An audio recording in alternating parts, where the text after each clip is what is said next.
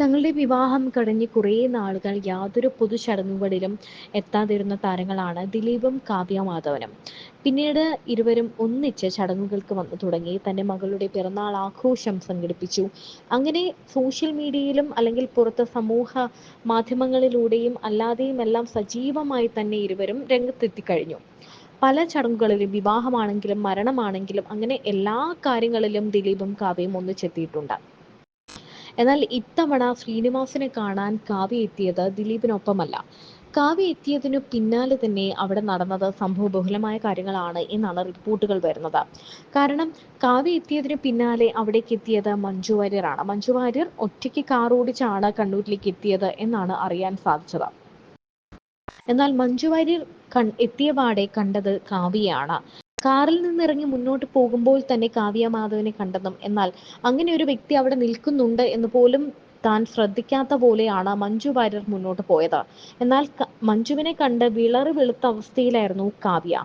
താൻ മുന്നോട്ട് പോണോ പിന്നോട്ട് പോണോ എന്തെങ്കിലും മിണ്ടണോ എന്നറിയാതെ തല കുനിച്ചു നിൽക്കുകയായിരുന്നു കാവ്യ മാധവൻ. കാവ്യ ആകെപ്പാടെ പതറി പകച്ചൊരു അവസ്ഥയിലാണ് കണ്ടത്. നടൻ ശ്രീനിവാസനെ അവസാനമായി ഒരു നോക്ക് കാണാൻ ജനലക്ഷങ്ങളാണ് ഇന്ന് ഒഴുകിയെത്തുന്നത്. തങ്ങളുടെ പ്രിയപ്പെട്ട നടനെ, പ്രിയപ്പെട്ട തിരക്കഥാകൃത്തിനെ ഒക്കെ കാണാൻ വേണ്ടി അവസാനമായി ഒരു നോക്ക് കാണാൻ കണ്ണ് നിറഞ്ഞുകൊണ്ട് സിനിമാ ലോകം ഒന്നടങ്കം ഒഴുകിയെത്തുകയാണ്. ഈ സമയത്ത് തന്നെ നടൻ ദിലീപും ഈ കൂട്ടത്തിൽ എത്തുന്നത് നമുക്ക് കാണാം.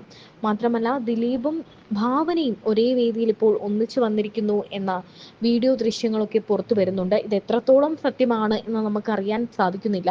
എന്താണെങ്കിലും ശ്രീനിവാസന്റെ നിരവധി ചിത്രങ്ങളിൽ ഇരുവരും അഭിനയിച്ചിട്ടുണ്ട്.